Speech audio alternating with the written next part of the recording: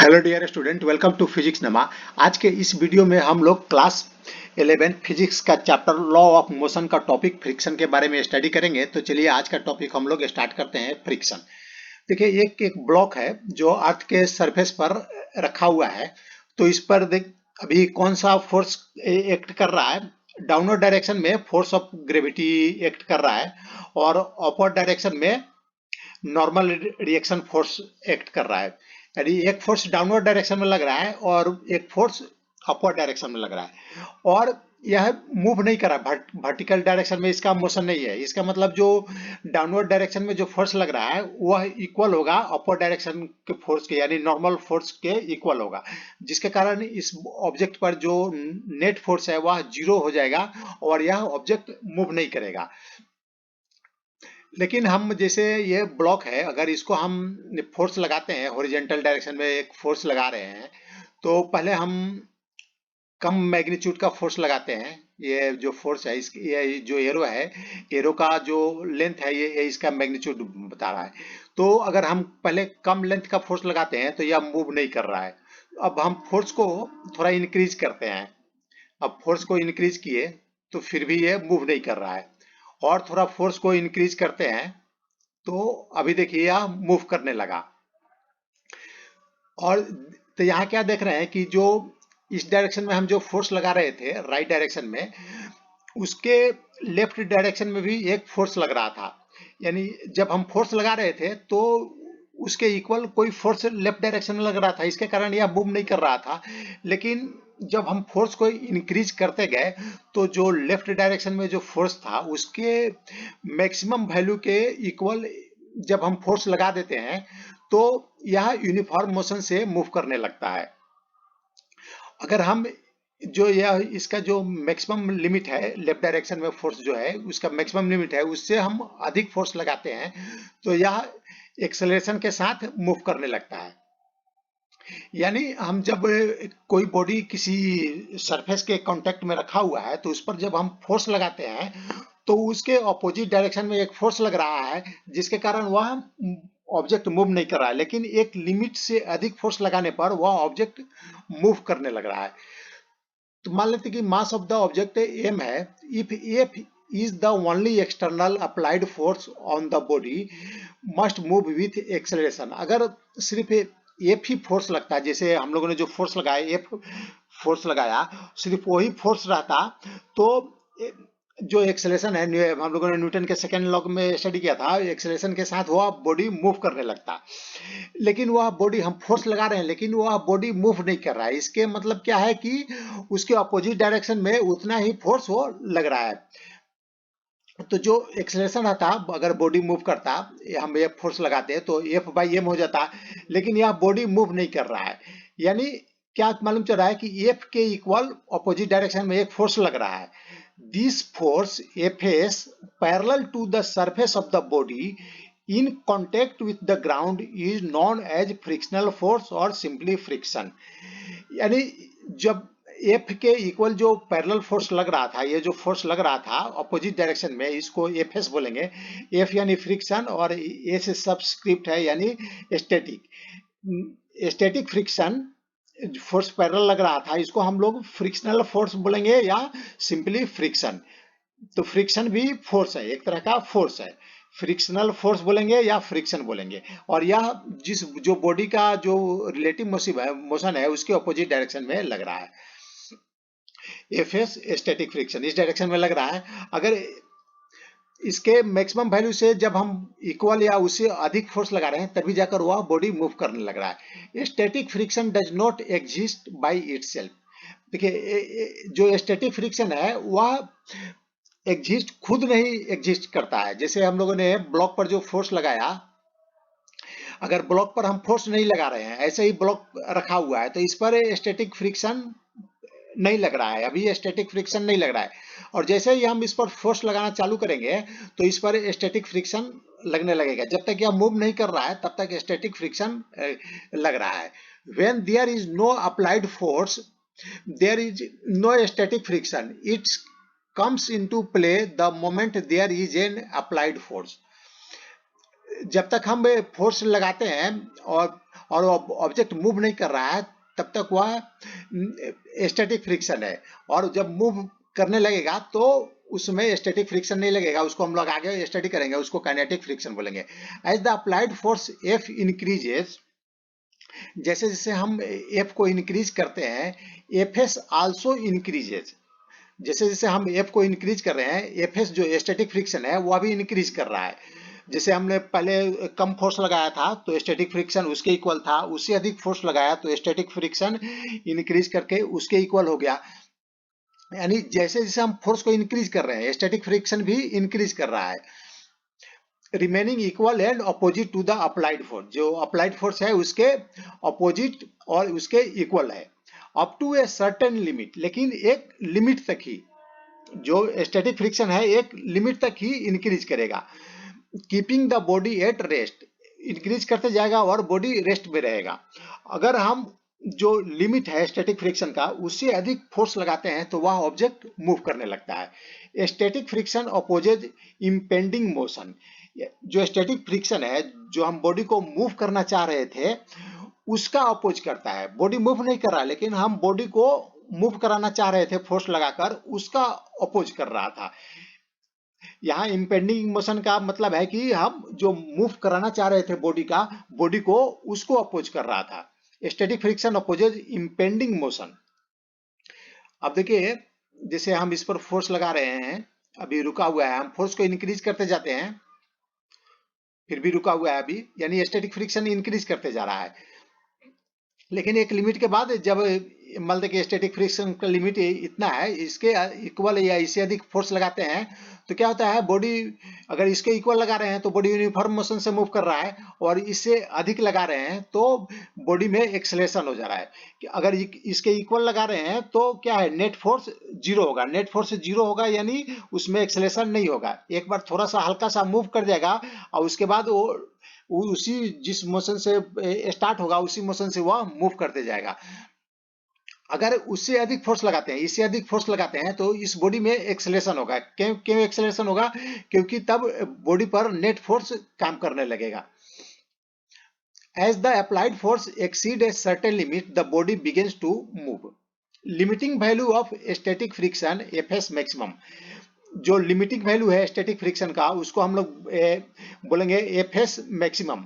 F friction force, S से static और maximum M X maximum, limiting value यानी जो हम एक बॉडी को मूव कराने के लिए कम से कम हमें इतना फोर्स लगाना पड़ेगा, जो एफ एस मैक्सिमम है उसके इक्वल मिनिमम फोर्स लगाना पड़ेगा। In which case limiting value of the static friction F S is more. अब बता सकते हैं ये दोनों ब्लॉक है, इसमें किस पर स्टैटिक फ्रिक्शन अधिक है। तो देखिए static friction F S maximum is independent of the area of the contact. यहाँ पर जो कॉन्टेक्ट एरिया है इसमें देखिए, या मान लीजिए कि अर्थ के सरफेस पर रखा हुआ है तो अर्थ के सरफेस से कॉन्टेक्ट एरिया इसका अधिक है और इसका कम है। तो जो स्टैटिक फ्रिक्शन है एफ एस मैक्सिमम, वह जो कॉन्टेक्ट एरिया है उस पर डिपेंड नहीं करता है। आगे हम देखेंगे यह किस पर डिपेंड करता है। Static friction F S varies with the normal force and approximately as fs maximum equal to mu s n। जो स्टैटिक फ्रिक्शन मैक्सिमम है वो इक्वल होता है म्यू एस एन। अब हम देखेंगे म्यू एस क्या होता है और एन क्या होता है। Mu S is a constant of proportionality depending only on the nature of the surface in contact.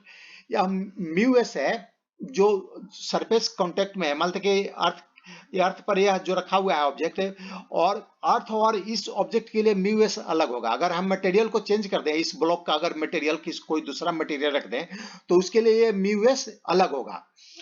तो ये म्यू एस किस पर डिपेंड करता है, जो कॉन्टेक्ट सरफेसेस हैं उन पर डिपेंड करता है। तो अलग अलग कॉन्टेक्ट सरफेस के लिए अलग अलग मटेरियल रहेगा और अलग अलग कॉन्टेक्ट सरफेस भी रहेगा, तो म्यू एस अलग अलग होगा। The contact mu s is called the coefficient of static friction, और mu s को हम लोग coefficient of static friction बोलते हैं। n is normal force, और n क्या है, नॉर्मल फोर्स है। जैसे ये ब्लॉक रखा हुआ है तो इसके अभी देखिए ये ब्लॉक पर ये नॉर्मल फोर्स अपर डायरेक्शन में लग रहा है। अगर इस पर हम एक और ब्लॉक रख दें, छोटा ब्लॉक और रख दें, तो अभी नॉर्मल फोर्स क्या हो जाएगा, इंक्रीज कर जाएगा। तो ये अपर डायरेक्शन में लगता है नॉर्मल फोर्स। अगर अर्थ के सरफेस पर है तो जो कॉन्टेक्ट सरफेस है उसके परपेंडिकुलर ये नॉर्मल फोर्स लगता है। The law of static friction में has be written as Fs greater than equal smaller than equal to mu S N. तो हम लोग इसको स्टैटिक फ्रिक्शन को ऐसे भी लिख सकते हैं, Fs जो स्टैटिक फ्रिक्शन है वह होगा लेस देन और equal to mu S N. हम अलग अलग बॉडी का जो म्यू एस रहेगा उसको और जो नॉर्मल फोर्स है उस बॉडी पर, इन दोनों को मल्टीप्लाई करेंगे, उसके इक्वल होगा मैक्सिमम। अगर मैक्सिमम वैल्यू इसके इक्वल होगा और उससे लेस होगा, जितना हम फोर्स कम लगाएंगे तो यह कम रहेगा, और जैसे जैसे फोर्स इंक्रीज करेंगे वैसे वैसे एफएस इंक्रीज करते जाएगा, और एक लिमिट के बाद यह इसके इक्वल होगा, उससे मैक्सिमम नहीं हो सकता है, इससे मैक्सिमम एफएस नहीं हो सकता है। जैसे ये हम फोर्स लगा रहे हैं, फोर्स को इंक्रीज करते हैं और इंक्रीज करते हैं, तो ये देखिए एफएस अभी इसके इक्वल होगा। अब हम अगर फोर्स को इंक्रीज कर देंगे फिर भी एफएस क्या होगा, इतना ही होगा। और अभी क्या है कि वह एक्सेलरेशन के साथ यह मूव करने लगेगा। If the applied force F exceeds FS maximum, अगर जो अप्लाइड फोर्स है, जो हमने फोर्स लगाया वह एफएस मैक्सिमम, जो एफएस मैक्सिमम है, ये मानते हैं एफएस मैक्सिमम है, इसको एक्सीड कर देता है, इससे अधिक होता है, तो body begins to slide on the surface, और बॉडी मूव करने लगता है या स्लाइड करने लगता है सरफेस पर। It is found experimentally that when relative motion has started, अगर रिलेटिव मोशन स्टार्ट हो गया, जैसे इस पर फोर्स लगाया उसके बाद बॉडी मूव करने लगा, तो क्या होगा, the frictional force decreases from the static maximum value FS maximum. तो जो फ्रिक्शनल फोर्स है, जो एफएस था मैक्सिमम वैल्यू था एफएस मैक्सिमम, उससे कम हो जाएगा, डिक्रीज कर जाएगा। तो जब बॉडी मूव करने लगेगा तो उस समय भी फ्रिक्शनल फोर्स एक्ट करता है, क्योंकि दोनों बॉडी उस समय भी कांटेक्ट में रहता है, लेकिन उस समय जो फ्रिक्शनल फोर्स है वह स्टैटिक फ्रिक्शन, जो मैक्सिमम स्टैटिक फ्रिक्शन है उसके वैल्यू से कम रहेगा। Frictional force that opposite relative motion between surface in contact is called kinetic or sliding friction and is denoted by Fk। और जो बॉडी मूव कर रहा है, रिलेटिव मोशन कर रहा है, तो उसमें जो फ्रिक्शन फोर्स लगता है या फ्रिक्शनल फोर्स लगता है उसको हम लोग काइनेटिक फ्रिक्शन फोर्स बोलेंगे, और इसको हम लोग डिनोट करेंगे एफ के। एफ से फ्रिक्शन और के से काइनेटिक, यानी काइनेटिक फ्रिक्शन फोर्स या काइनेटिक फ्रिक्शनल फोर्स। अब हम इस बॉडी को फोर्स लगा रहे हैं, अगर फोर्स लगाने के बाद और वो अधिक फोर्स लगाते हैं और यह इंक्रीज कर रहा है, फोर्स को इंक्रीज कर रहा है, तो फ्रिक्शनल फोर्स भी इंक्रीज कर रहा है। अगर तो यहाँ पर एफ के क्या हो जाएगा, जैसा हम लोगों ने यहाँ पर एफ के यानी काइनेटिक फ्रिक्शनल फोर्स क्या हो जाएगा, अब ये भी चेंज हो जाएगा। पहले हम लोगों ने म्यू एस लिया था, म्यू स्टैटिक लिया था, अभी म्यू के यानी म्यू काइनेटिक हो जाएगा और एन सेम रहेगा। तो एफ के कम है एफ एस से, यानी म्यू के कम हो जाएगा, म्यू के म्यू एस से कम हो जाएगा। Mu K is the coefficient of kinetic friction. Experiment show that mu K is less than mu S. अगर तभी जाके म्यू के लेस देन म्यू एस होगा, तभी एफ के लेस देन एफ एस होगा।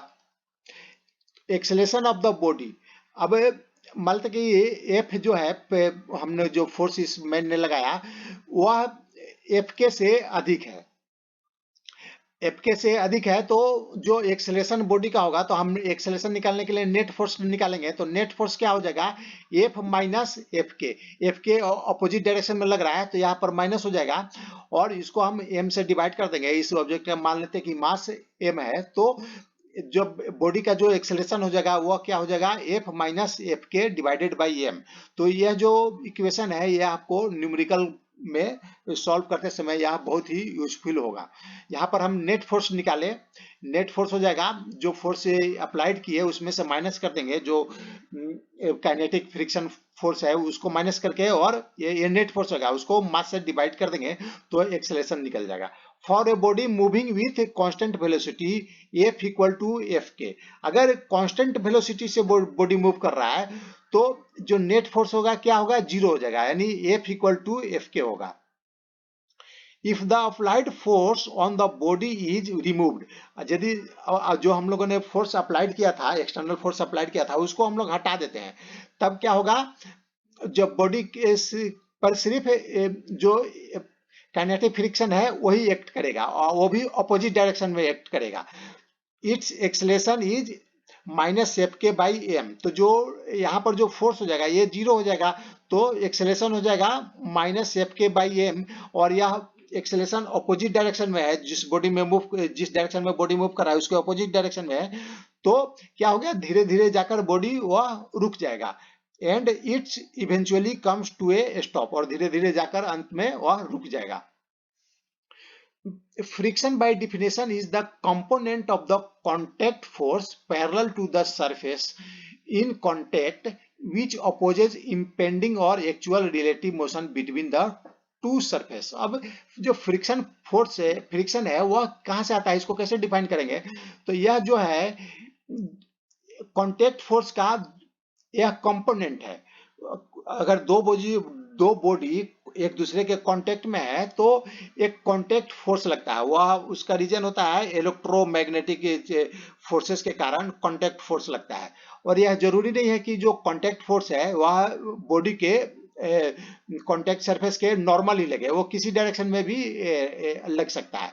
तो जैसे मान लेते हैं कि यह दो बॉडी रखा हुआ है, यहाँ पर यह कांटेक्ट फोर्स ये लग रहा है, तो इस डायरेक्शन में मान लेते हैं कि यह कांटेक्ट फोर्स है, जरूरी नहीं है कि यह नॉर्मल भी होगा, इसके ये नॉर्मल डायरेक्शन है तो इसके कोई जरूरी नहीं है कि यह जो कांटेक्ट फोर्स है इसके नॉर्मल भी होगा। तो यहाँ जो कांटेक्ट फोर्स है देखिए इस डायरेक्शन में लग रहा है, तो इसका हम दो कंपोनेंट इजिली निकाल सकते हैं, एक हॉरिजॉन्टल डायरेक्शन में, तो हॉरिजॉन्टल डायरेक्शन में जो कांटेक्ट फोर्स का जो कंपोनेंट होगा उसको बोलते हैं एफ, यानी फ्रिक्शनल फोर्स या फ्रिक्शन। और जो वर्टिकल डायरेक्शन में जो कांटेक्ट फोर्स का जो डायरेक्शन होता है, कंपोनेंट होता है, उसको हम बोलते हैं नॉर्मल फोर्स। तो जैसे अभी मान लेते कि एक ट्रेन है और इस पर एक ऑब्जेक्ट रखा हुआ है, और मान लेते कि दोनों का सरफेस है स्मूथ है, तो क्या होगा, यह अगर गाड़ी आगे जाने लगेगी तो यह जो इस पर रखा हुआ है ऑब्जेक्ट वह नीचे गिर जाएगा। क्यों गिर जाएगा, क्योंकि इसको आगे ले जाने के लिए कोई फोर्स नहीं लग रहा है, ये दोनों सरफेसेस से स्मूथ था तो इसको आगे की डायरेक्शन में ले जाने के लिए कोई फोर्स नहीं लग रहा था, इसके कारण यह तो गाड़ी आगे चली गई, लेकिन यह ऑब्जेक्ट उसी जगह रहा और वह नीचे गिर गया, गाड़ी से नीचे गिर गया। अब मान लेते हैं कि दोनों रफ है, ये दोनों का सरफेस रफ है, तो अगर यह गाड़ी आगे जाती है तो गाड़ी के साथ साथ यह ऑब्जेक्ट भी आगे जाने लगता है। क्यों, क्योंकि देखिए frictional force opposite relative motion of the object, frictional force opposite relative motion, जो दोनों का जो रिलेटिव मोशन है फ्रिक्शन फोर्स उसको अपोज करता है, मोशन को अपोज नहीं करता है, रिलेटिव मोशन को अपोज करता है। तो आइए हम देखते हैं, अगर हम इस गाड़ी पर खड़े होकर देखें तो इस ऑब्जेक्ट का रिलेटिव मोशन किस डायरेक्शन में होगा। देखिए अगर यह गाड़ी इस डायरेक्शन में जा रही है तो इस पर खड़े होकर हम देखेंगे तो इसको हम रेस्ट पर मानेंगे, तो देखेंगे कि अगर यह इसको अगर मूव करना है ये तो इस डायरेक्शन में यह मूव करेगा, क्योंकि हम रेस्ट पर हैं। अगर इसके रिलेटिव में, इस गाड़ी के रिलेटिव में इसको देखेंगे तो यह इस डायरेक्शन में मूव करना चाहेगा। तो फ्रिक्शनल फोर्स किस डायरेक्शन में लगेगा, इस डायरेक्शन में लगेगा, क्योंकि फ्रिक्शन है जो है वह रिलेटिव मोशन को अपोज करता है, तो इसका रिलेटिव मोशन इस डायरेक्शन में है। देखिए रिलेटिव मोशन इस डायरेक्शन में है तो इसको अपोज करेगा तो इसको अपोज करेगा तो फ्रिक्शन फोर्स इस डायरेक्शन में लगेगा, रिलेटिव वेलोसिटी के अपोजिट डायरेक्शन में लगेगा। static friction provides the same acceleration to the box as that of the train।